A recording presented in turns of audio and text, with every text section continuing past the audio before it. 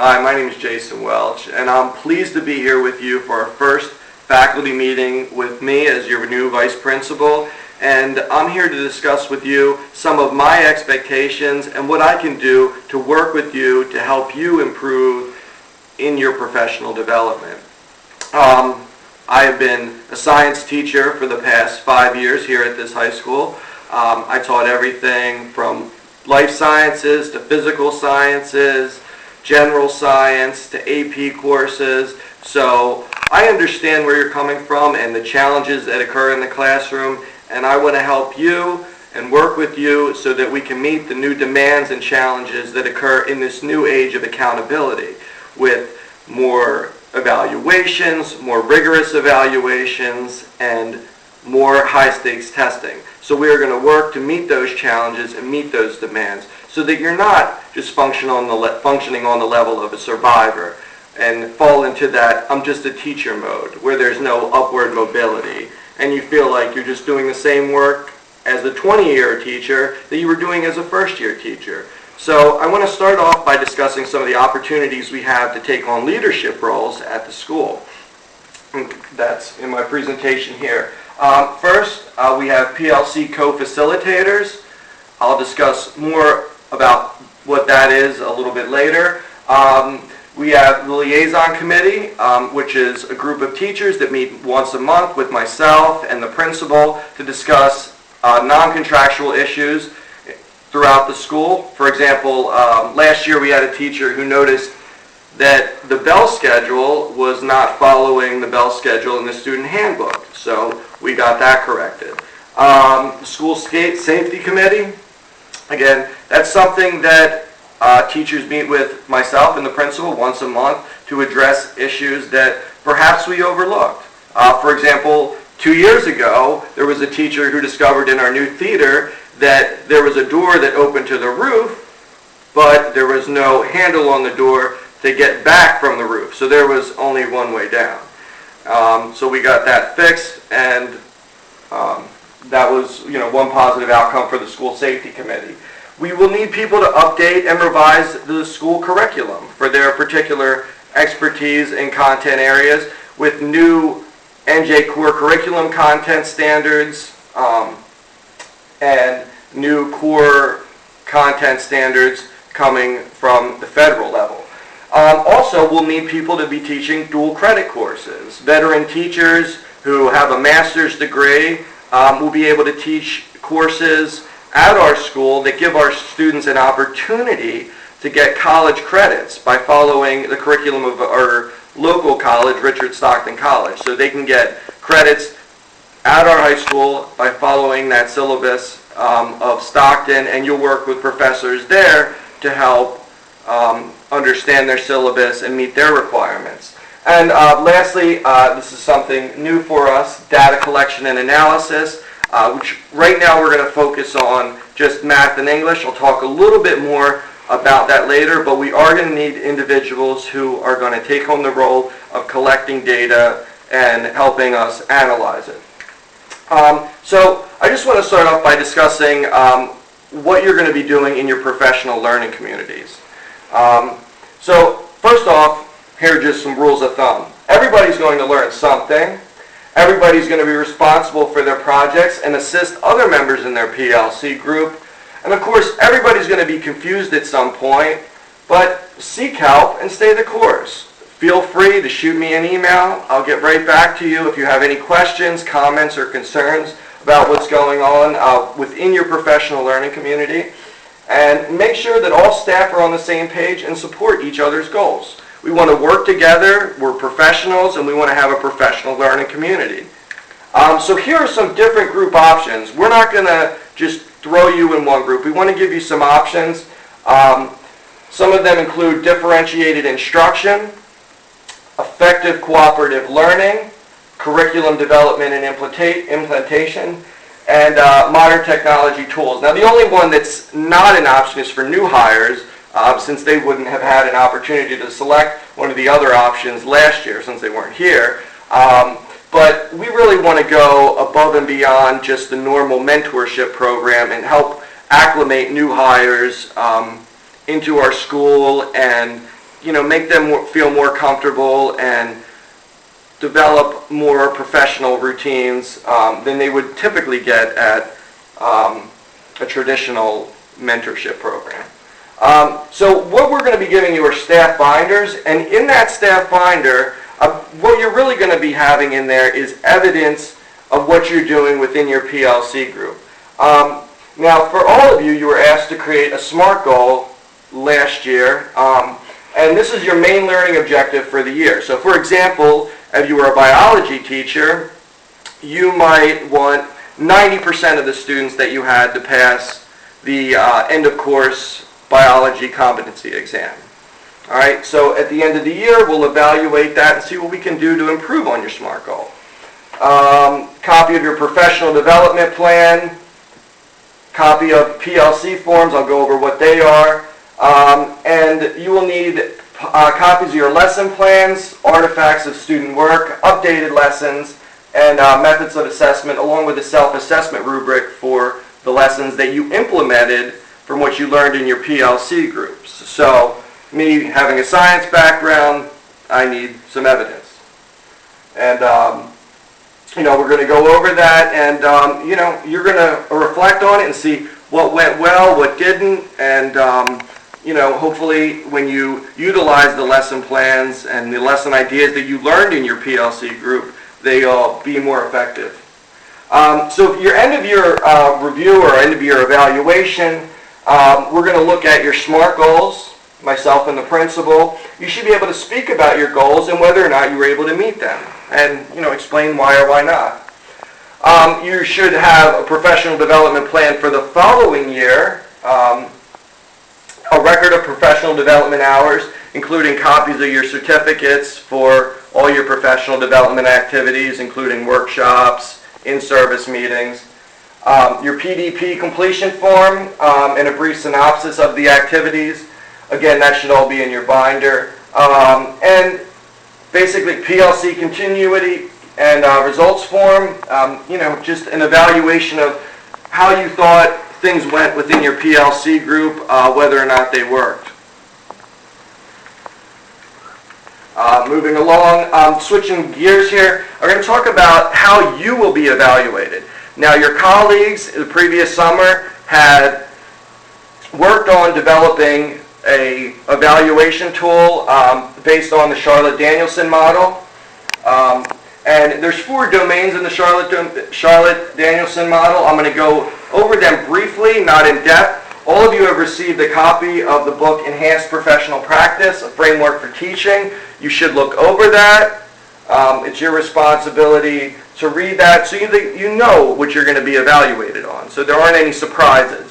But I'm going to give you a brief overview of each of the domains and what's expected of you and some notes that I took.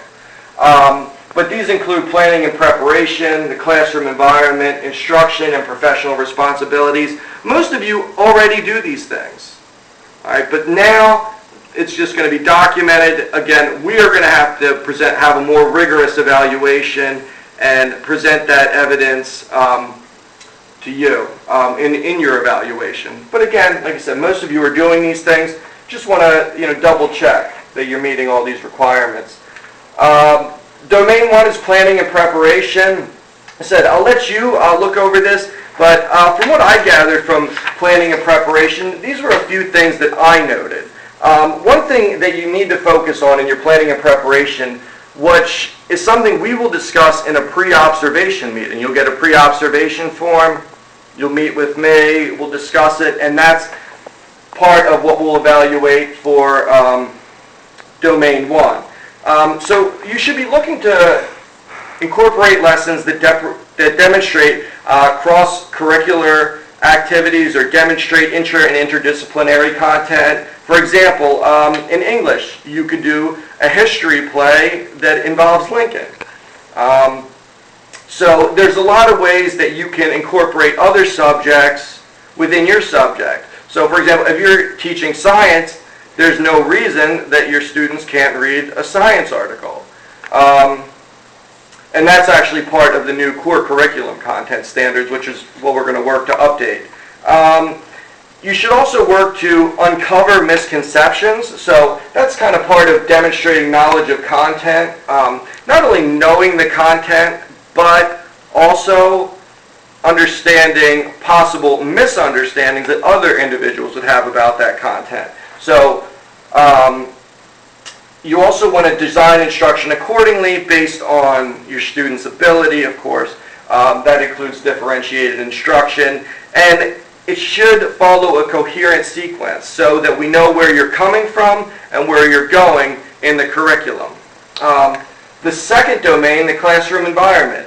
We want to really foster an atmosphere of respect between the student and teacher. We don't want teachers that are just going to shoot down students' questions. We want them to, be respectful, and vice versa between the teacher and the student. And if the teacher is passionate, this is what makes it relatable to the student, so that they can see that passion and hopefully, incorporate that in there and express a desire to understand more.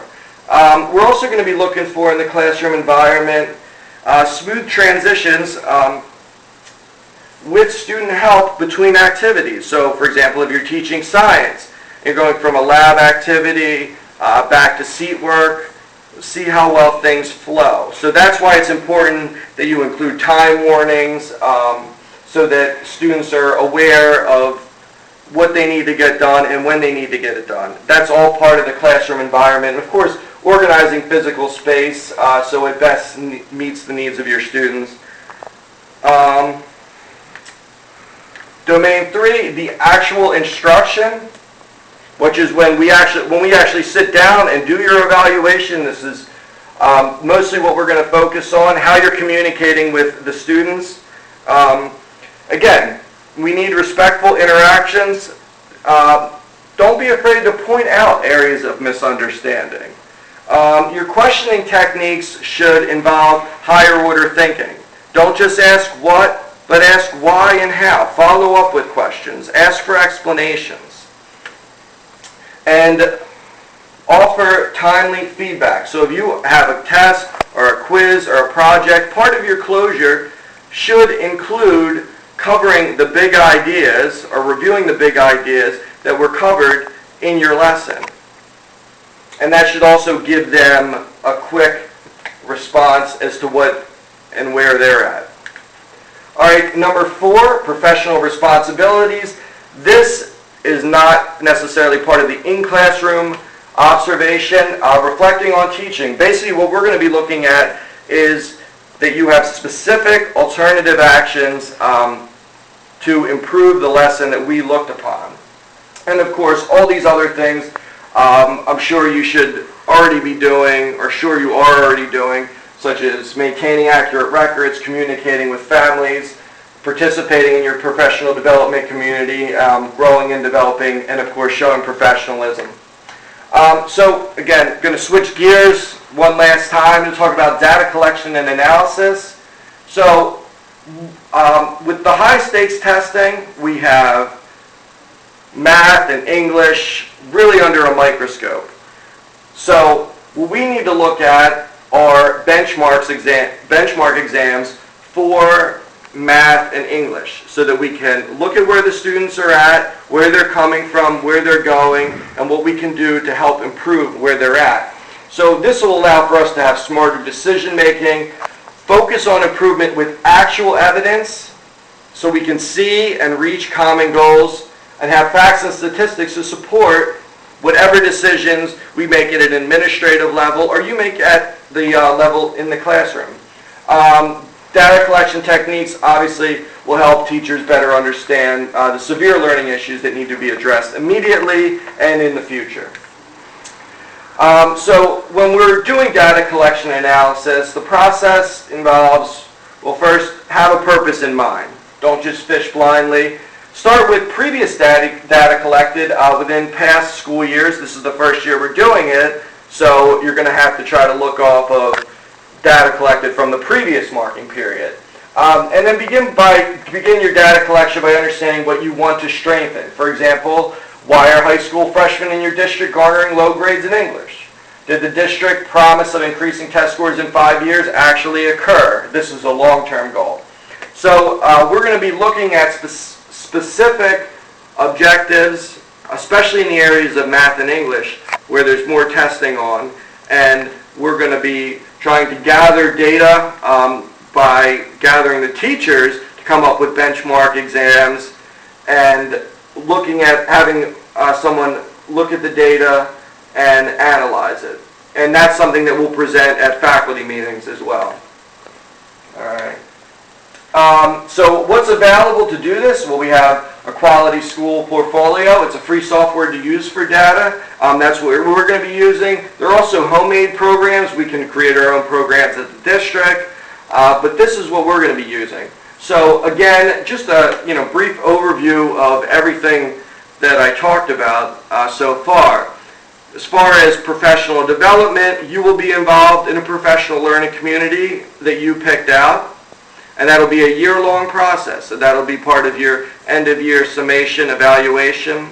As far as how you will be evaluated, we're going to be using the Charlotte Danielson model. I would, again, go back to looking at our book, Professional Practices, A Framework for Teaching, and look at those 4 domains, and especially focus on the proficient and distinguished areas. It's probably not going to do you much good to look at the basic and unsatisfactory categories. We want to be at the proficient, and we want to move up to that distinguished level. And lastly, the data collection and analysis, that is something that we're going to build on. We're going to start with math and English, since this is the first year that we're doing it. And, we're going to need individuals to volunteer for that and take a leadership role, just like the other leadership roles that I presented in the beginning of the presentation. So if you have any questions or concerns, please feel free to come up to me, stop in my office. My door is always open. Email me, give me a call. You know my extension. Thank you for your time.